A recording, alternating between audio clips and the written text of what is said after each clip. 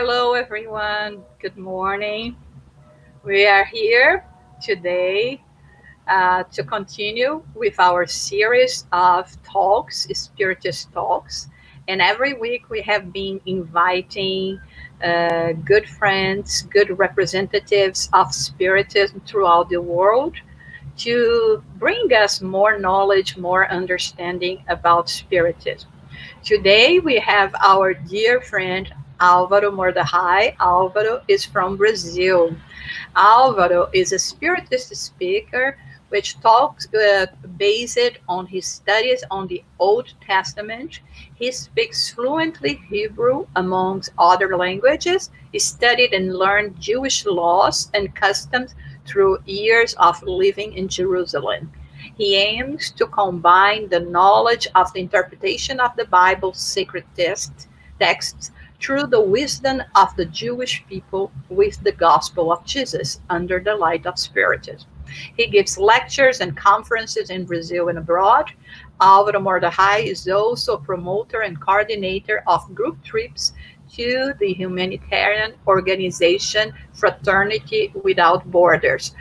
But more important than that, Alvaro is a very dear friend to us. We have been known Alvaro for quite a few time, and we are very happy to have him here today for him to share with us his knowledge and understanding from the Old Testaments, bringing them to light in a way that it puts all together with Spiritism as well. But before we start, we always like to start our talks with a prayer. So I'm going to conduct you in a brief prayer so that we can better prepare ourselves and bring to our homes the good spirits so that we can be open to these lessons we are about to learn.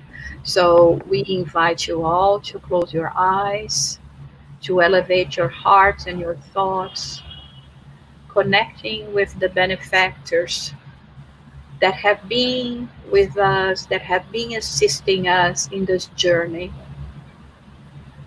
and that helps us to take our way back to our Heavenly Creator. May we feel their guidance, inspiration, and protection throughout our meeting, our talk today. And we ask especially for our friend Alvaro that he may feel all the time the presence of the benefactors that will be inspiring him to bring through this beautiful talk the teachings we are so eager to learn and to understand. Okay, Alvaro, welcome. We are so happy to have you here straight from Brazil and giving us this beautiful talk about the prophet Jonah. So now it's with you. Be welcome. Thank you very much, Josara. It's amazing to be here, and I appreciate very much the opportunity of being talking about the Old Testament in the view of Spiritism itself. And the most amazing thing is to understand that there's a big mind, the mind of Christ, behind all the three revelations, the Old Testament, the New Testament, and the Spiritism. And actually, there's no borders in between one to another. And to see that the knowledge gets completed and deeper when we link all these three revelations, it's amazing. And to start, I always like to say a brief that it's in the introduction according to the Spiritism. And it says that in many points of the Bible, the sacred authors, they look, when we read it for the first time, a little bit or very much intelligible. And this happens because there's a lack of a key. And this key, we can find it in the Spiritism. Kardec will say to us that we can find the Spiritism in many times in many places of the ancient times, in every epoch of humanity. And its vestiges, we can find in the writings, in the monuments, and in the beliefs. But this, through this spiritism, it comes out, we will say Kardec in the Spiritist magazine in 1868, when he says of the psychology of the ancient Hebrew people. And he will talk about a book written by Henry Stake. And in this book, The Spiritism in Bible, he will say that we just find in all this sacred text, in the sacred books, we just find ourselves in this maze. We just find it, the Spiritism, after sitting and bringing a lot of reflection, and when we try to understand the metaphorical, the parables that are inside all these sacred books, these sacred authors. So we understand that taking out the Spiritism from the Bible, from the Old Testament, it sometimes requires a lot of efforts. But Kardec will say to us that in the same way that the Spiritism opened new horizons for the future, it brings no less brilliant light into the mysteries of the past. Today, we are going to talk about the prophet Jonah. In Hebrew, we say Yonah. The prophet Jonah in the light, in the view of the Spiritism.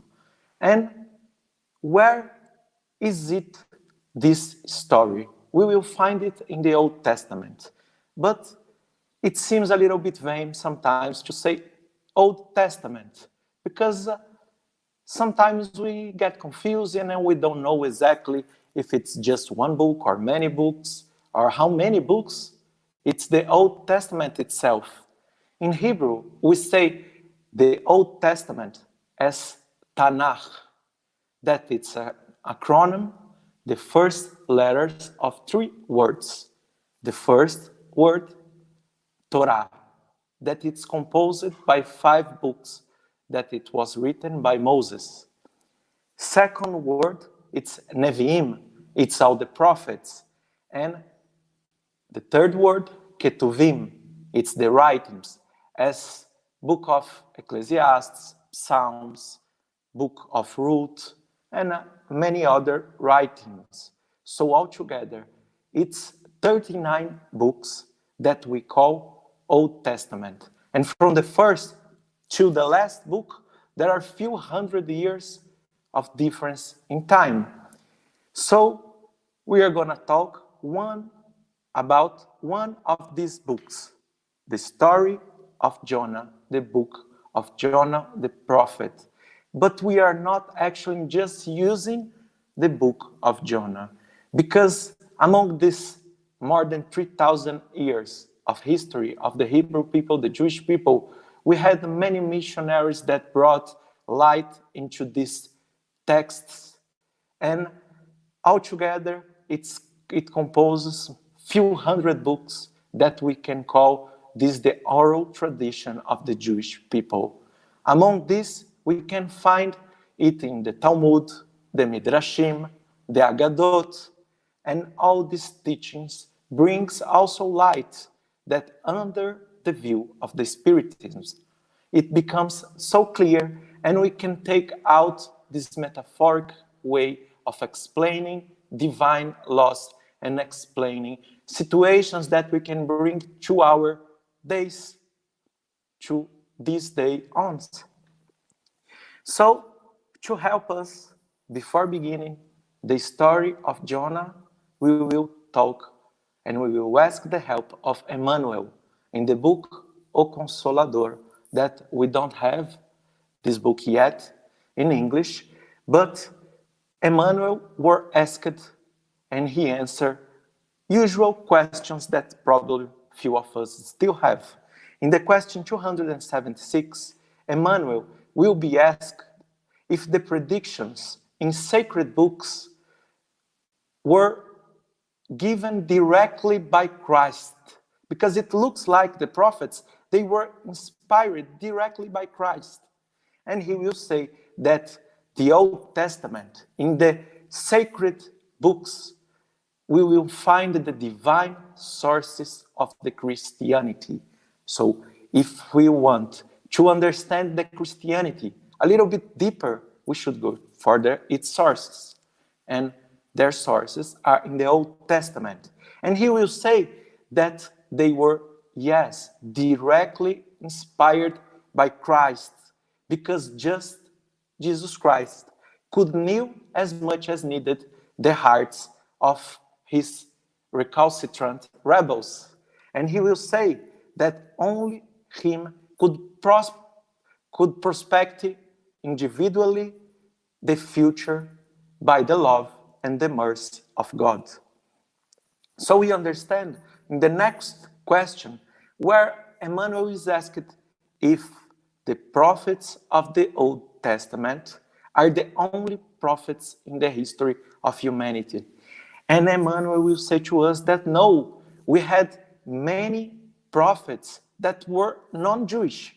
And we can say Socrates, we can say Confucius, we can say Buddha Sakyamuni. They are also prophets of Christ. And they were also preparing the way for the coming of Jesus Christ.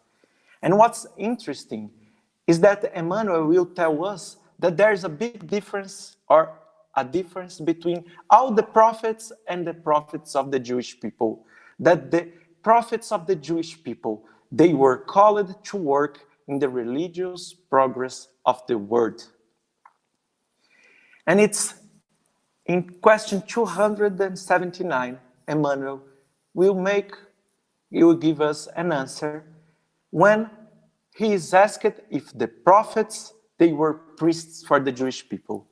And he will say to us that the prophets, they worked hard by the inspiration of God, and they didn't work or served for a social convention as economic or in any other social interest. They just worked for God, and they came as slaves, they came in the desert, they came in many different points of the history of the Jewish people and in different positions, but always working directly by God, inspired directly by Christ. So we understand that here we will have in the message of the book of Jonah a directly message from Jesus. And the book of Jonah starts with the versicle. Vayehi davar Adonai el Yonah ben Amittai lemor, kum lech el Ninev aira gdolah, ukara alai ki alatam ra'atam lefanav. So God said to Jonah. We here see a symbolic way that the spirits were inspiring Jonah. And they said, go to the great city of Nineveh and proclaim judgment upon it, for their weakness has become before me. What's happening here? We see in the book of Genesis that in some time of the story of the Jewish people, God says to Abraham that he would destroy Sodom and Gomorrah. He would destroy because people there were evil. And when we read it in the simple words of the Old Testament, we actually can think that we are talking about a God that is giving punishment for the people. But actually, he's talking about the loss of cause and effect. And we are talking about a God that brings justice and mercy for all the people. And he sends his missionaries for all the peoples, for all people in earth, and in all times. So he's sending a message for these people of the city of Nineveh. And it's interesting that Jonah, he's the only prophet of the Old Testament that has a prophecy for the non-Jewish people. And Jonah, when he received this prophecy that he should go to the city of Nineveh, he becomes very sad.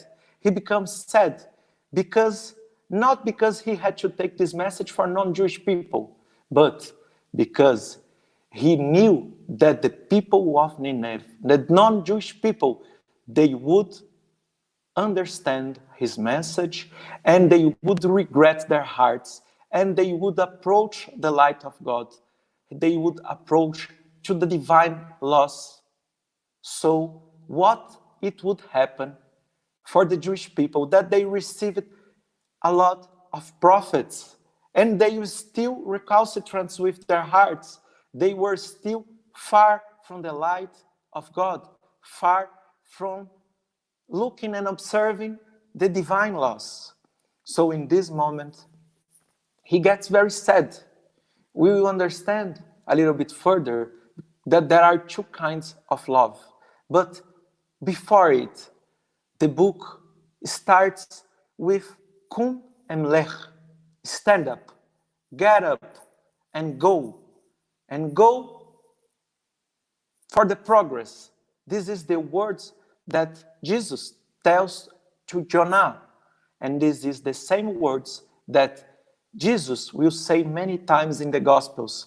By example, in the healing at the pool of Bethsaida, in the chapter 5 of the book of John, the apostle, Jesus will say, get up and go. Take your mat and walk. And Emmanuel will explain to us that sometimes in life we are facing situations that looks impossible to go on.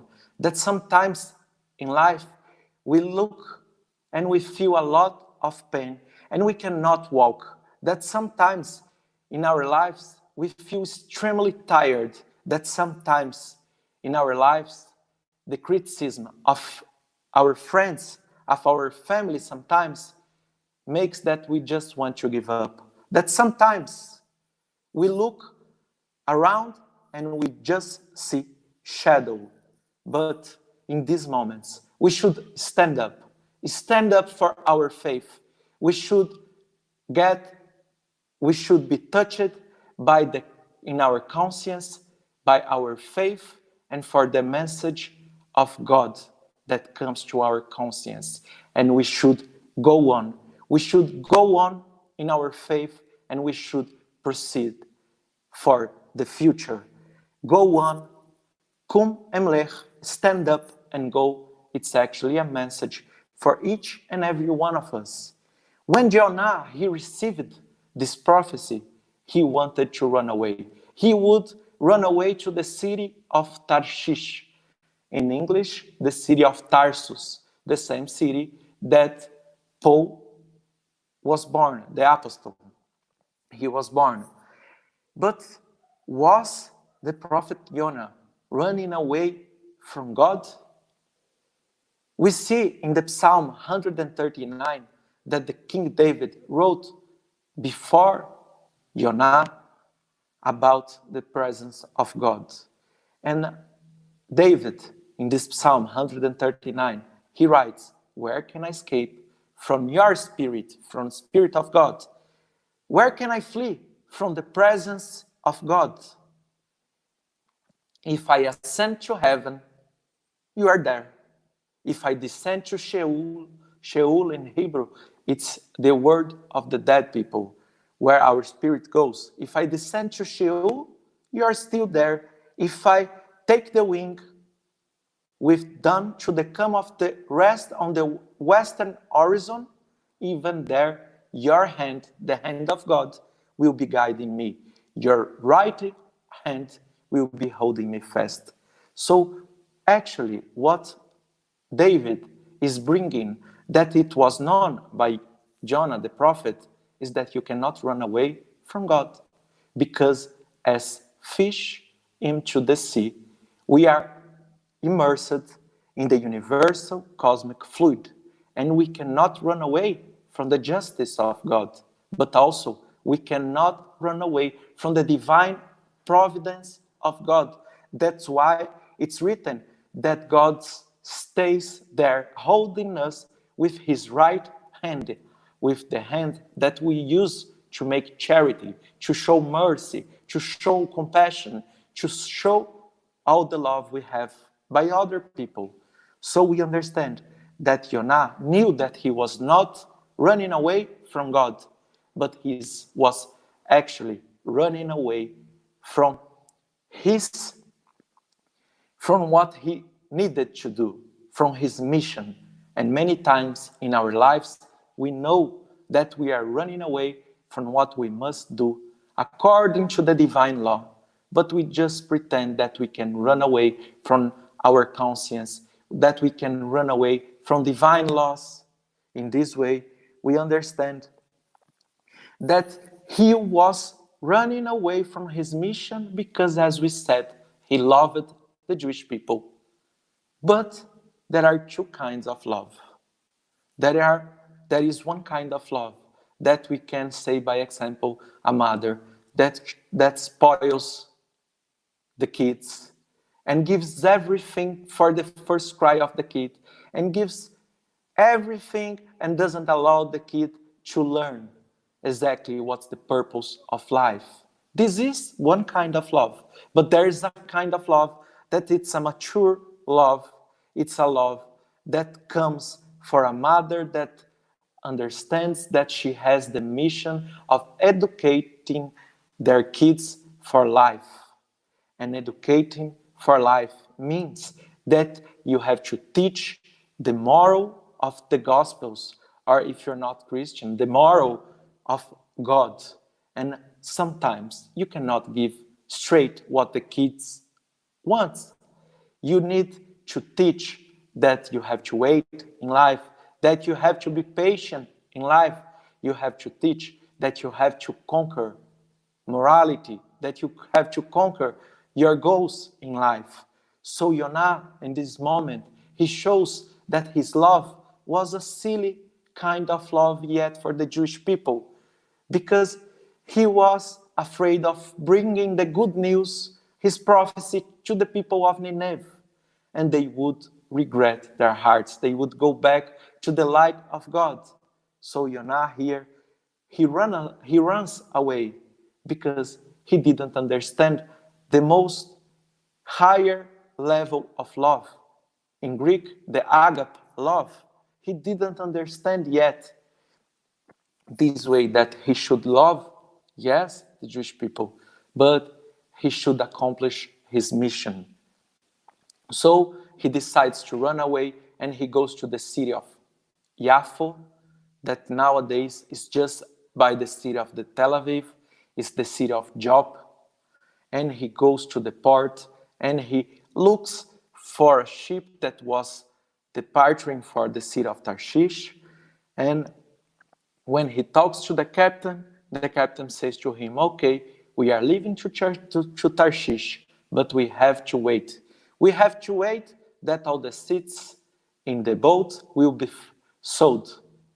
In that times, we didn't have had American Airways, that we have flights every day, in every moment, every few hours to different places or to the same place, every few hours difference. And he had to wait for for weeks probably, that everybody that wanted to go to the city of Tarshish would be on that boat. But Jonah says, no, how many places do you have here? I want to buy all the seats and we will leave immediately for Tarshish. And he buys all the places. And here he shows that he was moved by his human passions, especially by his egoism. Because in this moment of the book, he is not caring about the necessity of other people that might need to go to Tarshish and they would have to wait a long time. He didn't take care about the social importance of that boat and of that moment, of that ship for the population that should leave to Tarshish.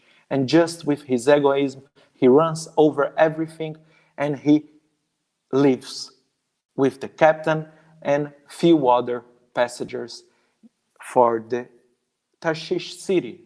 When he leaves the shore of Joppe, Yafo, of the city, he seems to departure in a sunny, fresh day of summer.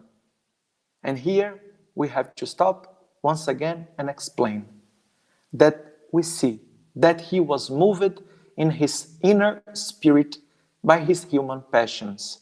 And he was running away from God. And that's why he's departing for the Mediterranean Sea and not for the Red Sea. Symbolic, we remember that when the Jewish people crossed the Red Sea, they went for the commandments of God. They received the commandments of God. And here, he's departing for his human passions. And every time we departure from our hearts for human passions, it looks like that we are in a sunny, fresh day of summer. But in few time, we will see that it will start in our lives a very big storm, a storm that comes after disillusion. Emmanuel will say to us that everything we see with our eyes in this world, it's dying or dead. In Hebrew, we say that this word calls olam asheker, a word of lies, because everything we see is just illusions. It's just illusion in a physical world, and we have to use this for evolution in our spirit. So it was not different with Jonah and all that boat. When Jonah departure, after some time, it starts a huge storm. A huge storm that the captain says that he never saw a storm like that. And he says to everybody that they were in that ship that they should go up to the deck and they should pray for God. They should pray for God, and they were praying, but Jonah, that he was the only guy, he was the only one that was holding in his hand the first revelation, the faith that Moses brought, that Abraham brought, that Isaac, that Jacob, all the missionaries brought this faith on the creators of heavens and earth. He was the only one that had this faith, but he didn't pray for God. He goes down in the stairs of this boat, and he will stay there sleeping. And the storm was getting every time worse and stronger. So they decide that they should throw the weight of the boat into the sea, that the boat would be lighter. And being lighter, it would be easier to face this storm. So they start to throw the heavy stuff, and then after they decide to go to the bottom floor of this boat, and then decide to take the animals and throw the animals into the water of the sea. And when they are searching for animals and more heavy stuff, they face Jonah sleeping, and they wake him up and they say, "How can you deal with such a storm? Sleeping in the bottom of this ship? You are wrong." And then he goes up and he looks in the horizon, and he will see that there were many other boats, but these other boats, they were in a flat and a calm sea sailing. Let's stop and let's explain what's happening here. What's the metaphoric, symbolic way of understanding this according to the Spiritist view? First of all, this is not the only boat that we see in the New Testament or in the Old Testament. But there is a very important boat in the book of Genesis, the first book of Moses, that it's the Ark of Noah. The ark, the boat that Noah, he built to put all the animals and to save the humanity, let's say in a metaphoric way. And how was composed this boat? It had 3 floors. The bottom floor, exactly like the boat of Jonah, it had the animals. The second floor, it's where he put the food. And in the third floor, it's where he kept his family. So these 3 floors. We see here that when Jonah is going to pray, or the people are going to pray, they go up to the deck. And when he's going to sleep, to close his eyes to the divine laws, to close his eyes for the storm, for what is happening in his life, he goes down where stays the animals. What's the meaning of this? Now we will look at this according to what the spirit of André Luiz says to us in the book Bigger Word, in the chapter 4, in the mental house of Calderário. And we will find that the mental house, it also has 3 floors. The first floor, it's in our mental house, it's where stays our subconscious, where we can find all the instincts, all the non-rational thinking. It's where we stay with all the automatisms. Let's say the organic automatisms that we have working in our body without raciocination, rational, without the reason, thinking. It happens without thinking. It comes from our instincts.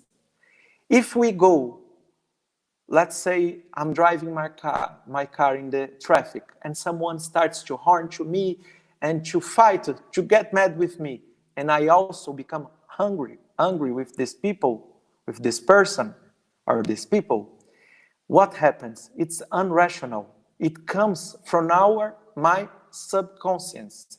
It comes from the first floor of the mental house. In the second floor of the mental house, we will find the foundations of today, the present, where I act for changing my tomorrow. In the first floor of the Ark of Noah, we find the animals, because the instinct comes from the anemic evolution. That's why it's non-rational, according to what Kardec says in the book Genesis. In the second floor, the food, because in the present, we find the challenge of the material, the physical world. We find the attraction for the physical world in the present. So here is where we act to change tomorrow. And the third floor, we have the connection with the divine, the connection with God.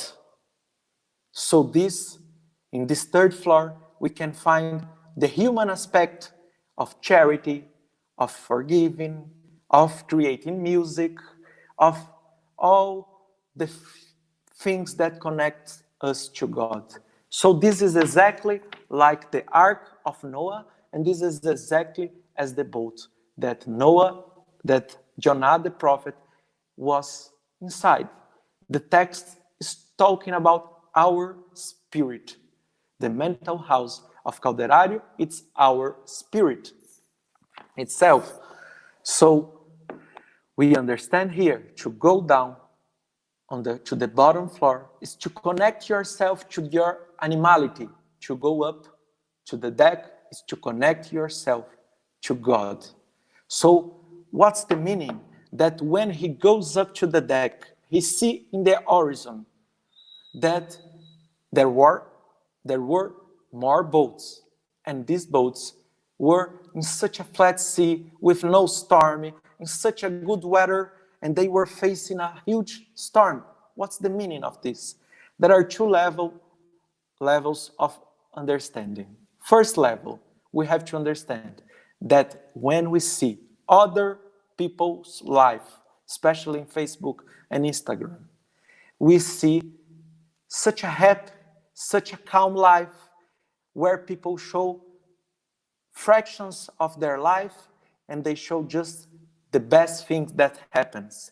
And you look to other people's life and say, okay, I'm living in such a storm and everybody around me, They are living in such a good life. What's happening here? So this is the first interpretation.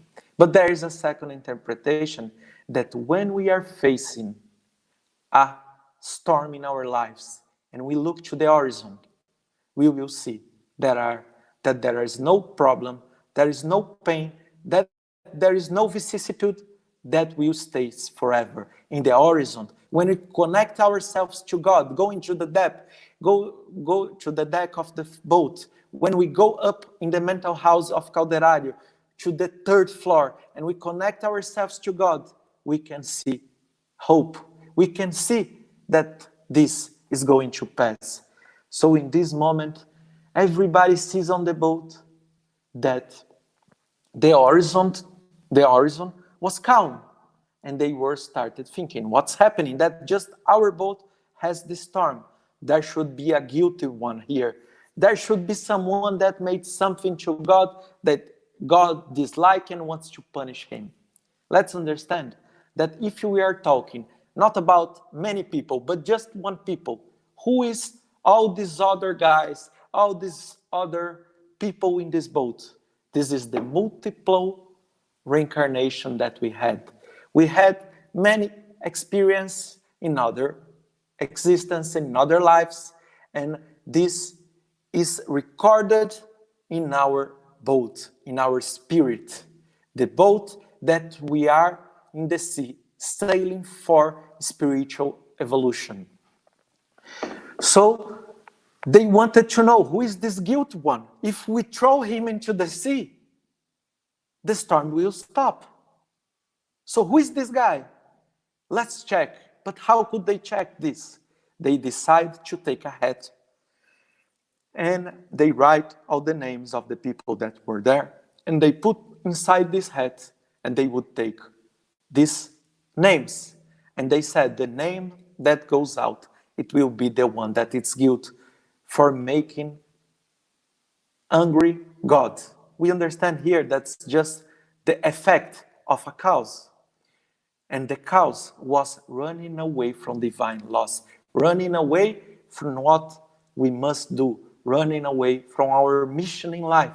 And who was this guy? This was Jonah. This was Jonah ben Amittai. So they take out one name and it comes Jonah ben Amittai. They put in the hat again, they mix it, and they take once again Jonah ben Amittai. And they did it several times, many times. And it comes always the same name. Which name? Jonah ben Amittai. Why? We see in the question 621 of the Book of Spirits, where it's written the divine laws. It's written in our conscience. What's the meaning? It means that we cannot fool ourselves. If we are honest with ourselves, we will know exactly that we are guilty for everything we did in life, for every mistake we had. God gives us the free will to take the right choice, but we can choose to go away from the light of God or approaching the light of God. And sometimes we choose to run away. So Jonah, he sees his conscience, and the head goes over the head, where stays our conscience, the connection with God, in the house of Calderario, in the mental house of Calderario, the third floor. That's why they use the symbolic way of the hat. Why Jewish people use skippa and hats? To show always, to remember that God is above us. So that's why they use this symbolic way of showing that if you go for your conscience, you will always find the right answer for your life. And Jonah understood that he had guilt for the storm that was happening in his life. So they say, let's throw Jonah to the sea. But they could not throw the guy. He was the only one that has the faith in God, the creator of heavens and earth. How could throw him into the sea? They were afraid of God. So they decide, let's put him very slowly into the sea, very, very slowly. And they started putting him into the sea. And when he's immersing into the sea, the storm stops. And the sun comes, and they push him once again. They take him once again to the boat, and okay, the storm comes once again. They said, no, let's put him again into the sea, but slowly. When he has his feet into the waters of the sea, then what happens? The storm stops. And they would do it several times. And the storm will stop and will come back when he puts him into the water of the sea. What's the symbolic way of understanding the waters of the sea? The water always has an understanding in a symbolic, in a metaphorical way of with the purification. When we talk about Noah in the book of Genesis, we knew that he built an ark and boat because there would be a flood. And the flood had the objective in the word to purificate, symbolic, metaphorical way of saying. When we see the baptism, it is done in the water because it's symbolic, says that the water is purificating. When we see that before being born, we stay for 40 weeks in the water in the belly of our mother. We stay 40 weeks in the water, then we are born, and we will feel the purification in this world after going into the water. So always the water means purification in Old, in the New Testament. So how can we understand what was happening with Jonah? They put him a little bit into the water and the storm would stop. Emmanuel says that we are very much in love with our immoral ways, with our immoral disease, with the immorality we have into our spirit. That there are nobody that falls, spiritually saying, that doesn't false loving his human passion. That we love our human passions much more than we love God. That's why we serve our human passions. So, to example, let's say that I am an alcoholic and I'm drinking and I live in my life a big storm. When I get home, I have a storm. When I go to my work, I have a storm because I have this addiction in my life. So I say, okay, I don't want anymore to live with this addiction. I want to live drinking. I want to stop drinking. I will not be an alcoholic anymore. So I think, and I say, okay, but I have good friends that they drink.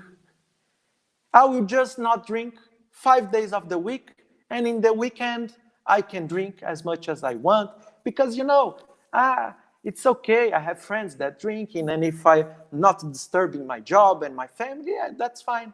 So I stop drinking for 5 days. When it comes to the Friday night and I start drinking again, I will see such a huge storm in my life and in my family and in my home. And then I say, okay, on Sunday at night, I say, I don't drink anymore. I will stay another week, and I stay another week, and I have peace. No storm in my life, no storm in my work, no storm in my family. And when it comes to Friday night and I start drinking again, what will happen? A storm. Why? Do I like storm? No, but I'm so much in love for drinking that I don't care about the storm. But there is a point, a moment in our lives that we just want to leave our moral addiction or our physical addictions. We just want to leave it behind. And we say, okay, now it's enough for me. Now I want to leave this behind. And I want to purify myself into the waters of purification.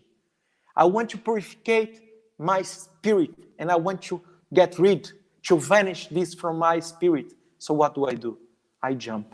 Not slowly, as it was shown in the book of Jonah, but I jump straight into the waters of purification, and I say, it's enough.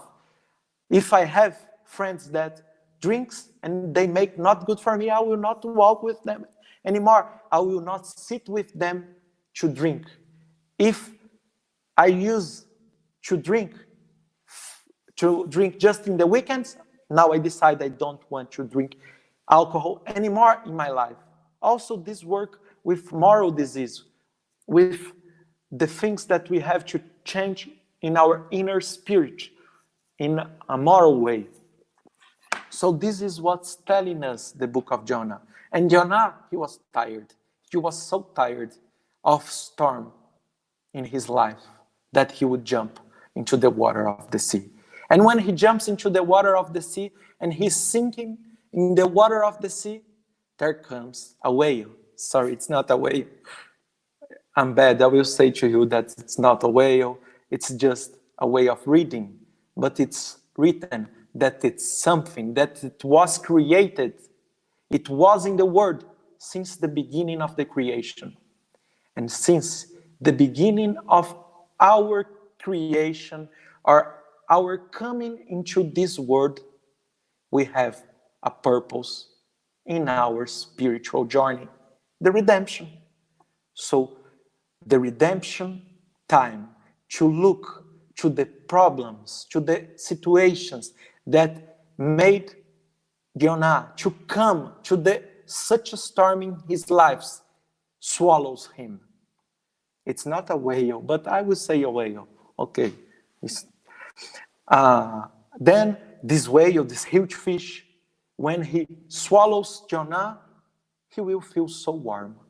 He will stay there for 3 days, and he will feel so comfortable, and it was good to be there. And he would walk inside this whale, and he would go to the ice and look through this ice and see all the ocean, all the bottom of the ocean. What's this meaning to us? What's the metaphorical way of understanding this? We understand that mainly all of us, we took wrong choices by our free will, and it took us to storm. We have many moral imperfections inside our spirit. We have many immoral addictions in our spirit. We have to change ourselves. But when we embrace our pain, our immoral problems, when we understand and we look to our life without feeling guilt of what happened before, and we, through self-knowledge, understand that we have to change, and to know that we have immoral imperfection in our spirit, it's good. It's good because from now on, we can choose to act in another way. We can choose to renovate ourselves in the waters of renovation, in the waters of the sea. We can change our acting. We can change what we do in the world, what we think, what we say, and we can go for a new life, for a renovation in a new man. We can leave the old man that is inside of us behind. So in this way, we understand why he was so warm, because he embraced his pain, his difficulties of his spirit. And through embracing this, he goes for a new moment where he will change his acting. So this fish, this whale says to Jonah, Jonah, look, there's a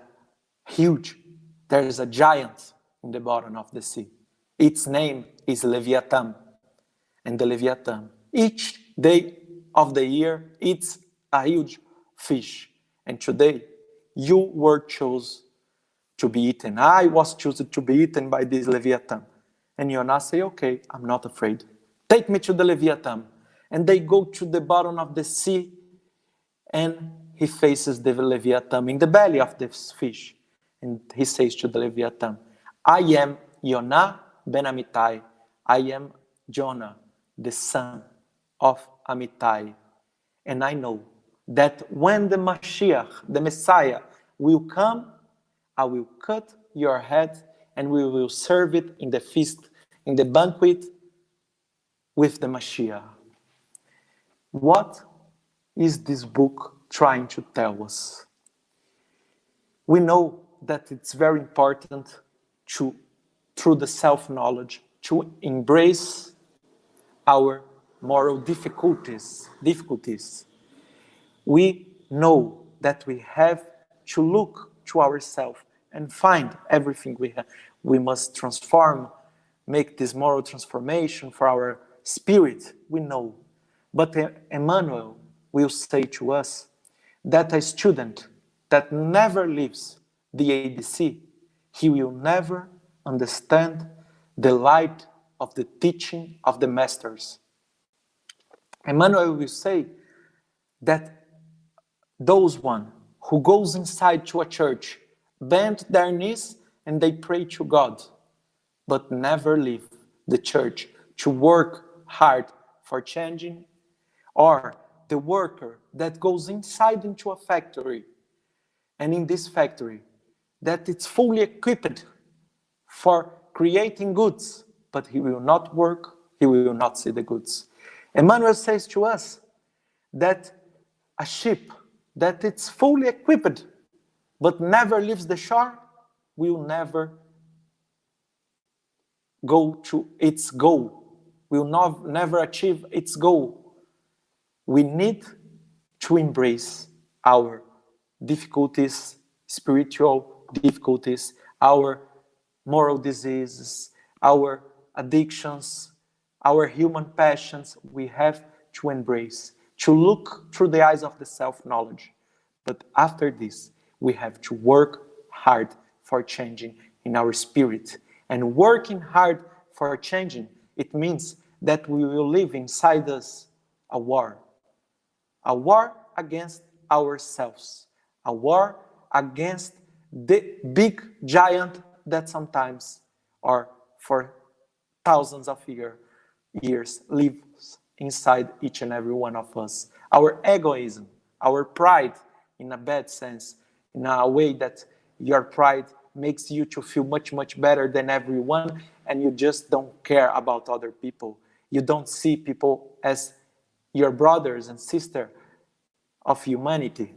So you have to face the giant. We see in the Old Testament that David, the King David, he also faced a giant, Goliath. And when he faced Goliath, he cuts the head of Goliath. We know that it's much more stronger. One person that wins the war against yourself than the man who wins 1,000 wars against the world. So to cut the head of the giant is just change the place where the giant is. With David, the giant was on the ground, in earth. With Jonah, the giant was just in the water, in the sea. So it doesn't matter where your giant is, but you have to go for this war against your egoism, against your human passions.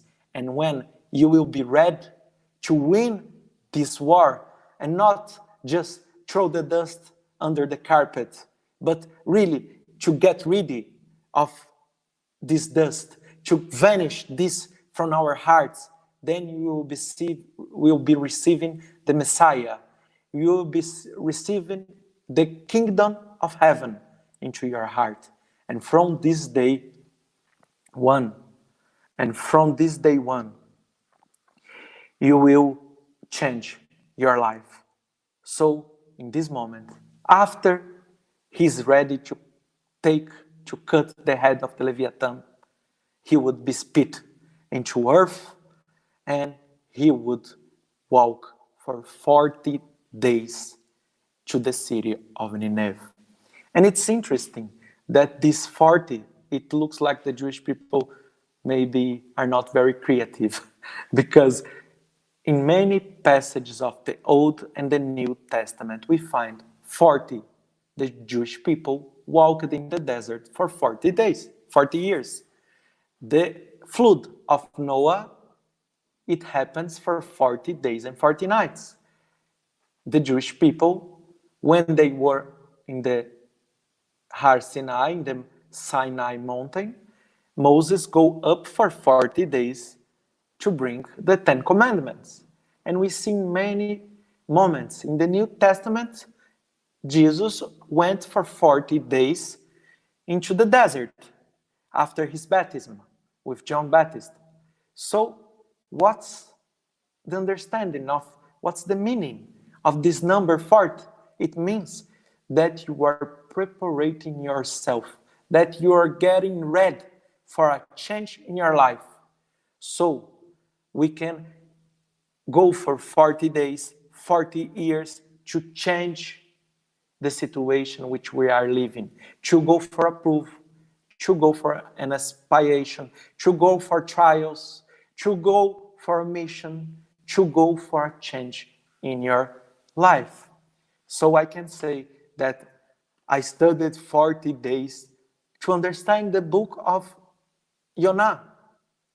It's not actually that I stayed 40 days, but it means that I was preparing myself to a change, to change my view on the book of Jonah. So this is the meaning of 40. As I told before, we stay 40 weeks on the just on the belly of our mothers. Then to be born, to have a change in our lives, in our spiritual journey, in this physical world. So Jonah, he walked for 40 days. But we said that it was the great Nineveh. Nineveh was a huge city. It was a very huge city. So how could he tell his prophecy to everybody? So it's said in the book that he said the prophecy, and by a mediumistic phenomenon of direct voice, all the people from Nineveh listened to his prophecy at the same time.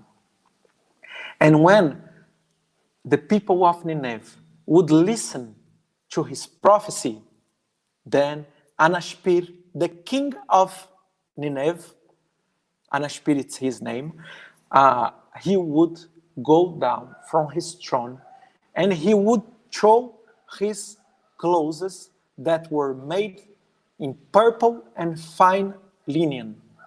And this is something interesting also to understand the Gospels, because we see in the parable of the rich man and Lazarus that the rich man also used the same clothes. Which clothes?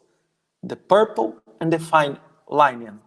We see that in many places of the Old Testament, when this text wants to show that this person is full of egoism, it says that he's wearing purple and fine linen. I don't know if the pronunciation is right, but he's wearing these clothes. So what does it mean? It means, Emmanuel says, that means the egoism into our spirit.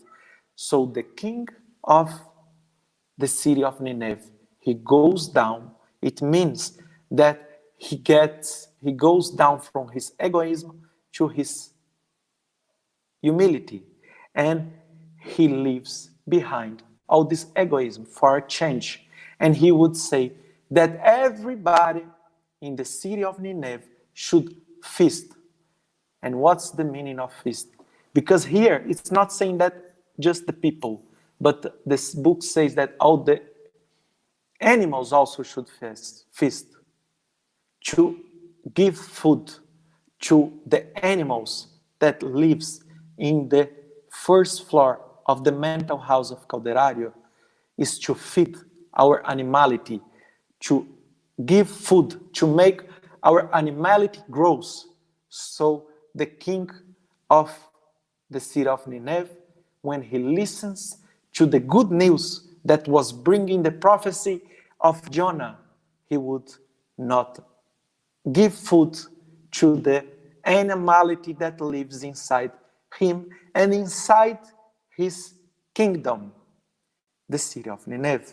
So it means that the people of Nineveh, they would regret their hearts and they would approach the light of God. And now, almost ending the talk, the lecture, we will understand that the book of Jonah is talking about each and every one of us. That by our free will, many times we run away from the light of God, from the divine laws of God. And for this reason, we will find, according to cause and effect law, the storm into our lives. But we are always ready to go up to the first floor, to the third floor of the mental house of Calderário, to go up in the connection into God. We can go up to the deck of our boat and we can get ourselves connected to God. And when we get ourselves connected to God, we will look into the horizon of our lives and we will see there in the future we will find peace into our hearts if we have the right strength, if we have the courage to change ourselves. We should jump into the water of purifications with the trust in God that He will be guiding us by His divine providence. With His right hand, He will be guiding us into the sea of purification. We should not feel guilt for our past. We should see our lives as with all the achievements that we made in the past, the pain and the good stuff that we did. And we should look into our moral imperfections and we should embrace this and say, okay, this brought me to this day, to the day that I can change my life. And I should not feel guilt, because guilt, according to Joanna de Angelis, she will say that this is the biggest reason for depression. And if we feel depression, if we feel tired, if we don't see light in this moment, if there are just shadow into our lives, stand up. Stand up as Jesus told to Jonah. Stand up for your life, for your faith. Stand up and go on. Go on into this work, into your inner spirit. When you understand that your mission is to go to the king that rules your heart, and you should tell him, okay, it's time you to leave the linen and the purple fine clothes that you are wearing, but now you should go for the work into your heart, for the work of transformation, for the work into the change in yourself and helping the change of the world. You should go for the purpose that all of us became spiritists, to work in the regeneration of our hearts and to be the hands that Jesus and all the prophets and all the religious past of our spirit is saying to us. You should be the workers of the last hour on the regeneration, to the regeneration of the world. The story of Jonah is telling so much about what we are living in these days of our lives, in this moment. That once I heard Dr. Bezerra de Menezes telling that he was listening for us, for our praise, for our asks, for our needs in our praise. But now He is asking each and every one of us that we together would be will be the workers for the regeneration of this world. We should stand up and go for the objective of inner transformation and being the workers of the last hour of the regeneration, in the regeneration of the world. Thank you very much, Jusara, and everybody.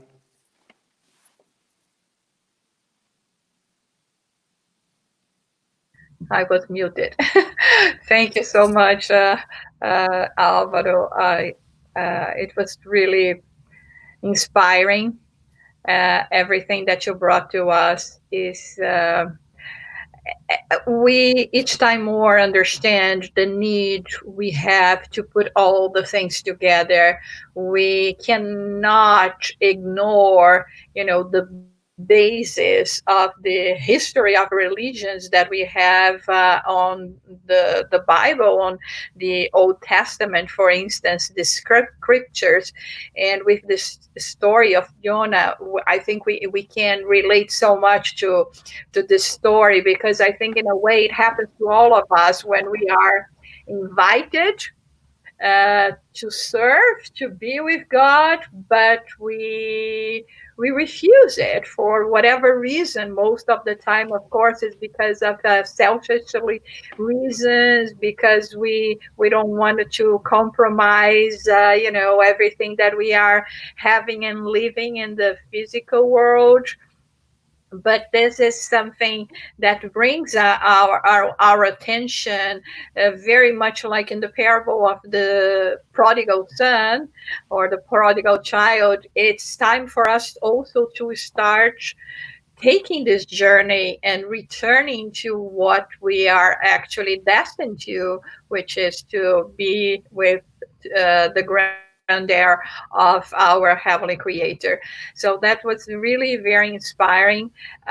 We had a lot of wonderful feedbacks, many people saying thank you, thanking the United States Spiritist Federation for this transmission as well. But before we go to our ending, I would like to say, if Alvaro would like to say something before we close this presentation. I just want to thank you very much for this opportunity. It's my second time speaking in English in a talk in a lecture, and it's a great challenge. And I hope I can improve my English and my study to share with all of you, because I'm very happy to be here. And thank you everybody for your patience of listening. Not my English that's not so good.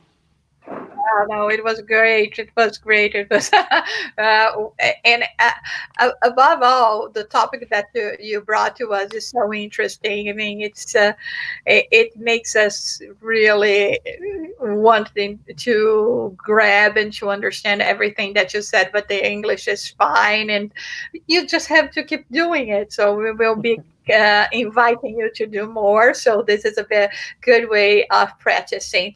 So for those who have been following us, for the past 2 months, we have been doing those Saturday presentations on behalf of the United States Spiritist Federation.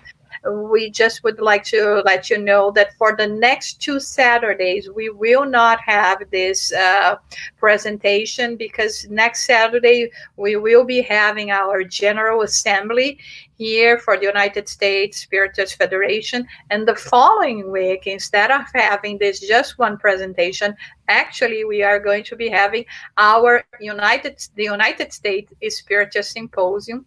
Is going to be our 14th year present of the symposium. The topic is soul searching on a technological era. And as you all know, it was supposed to be in the Bay Area, but because of, all the situation that we are living, now we are going to have a virtual symposium that is going to take place June 6th and June 7th. So we will have both Saturday and Sunday beautiful presentation. So do not miss this opportunity. Saturday is going to be here in the US in the afternoon, and Sunday is going to be during the morning. So we will be waiting for all of you to join us. You can follow here on our YouTube channel, Facebook as well, and you can get more information on our Facebook, Instagram, in order to follow our talks. So, for everyone that has been with us, we thank you very much for your presence. As we have been saying, uh, this series of talking that we are trying to provide, they are going to be on our YouTube channel and Facebook as well. And we hope that, in 10 years, 20 years, people we will still be assessing, because we are trying to bring, very important material, the content of the talks, so that they can be helping us throughout the future as well, even as reincarnated. Maybe, Alvaro, 50 years, 60 years from now, you're back, or 70, it has to be a bit more, too young. 7 years from now, you'll be coming back, and oh, let me check this United States Spiritist Federation YouTube channel, and then you'll see yourself giving a talk. So we will also finish with our prayer of gratitude. So we invite all of you to follow us in this prayer of gratitude for all the blessings we have been receiving, for the resilience we are presenting during such a difficult period in humankind, and also for the clarity that we have, that somehow we can shed some comfort, and we can shed some light to the life of those that have not yet been blessed with this understanding of everything that Jesus taught us, everything that we have been finding brought by the prophets, by all of those that have been incessantly working for the improvement of us human beings. And we thank again our celestial creator for this opportunity, and may we continue this journey and find the strength to continue in this process of self-awareness and inner transformation. Have a blessed day, all of you, and we will see you again in 2 weeks time for our United States Spiritist Symposium. Thank you so much.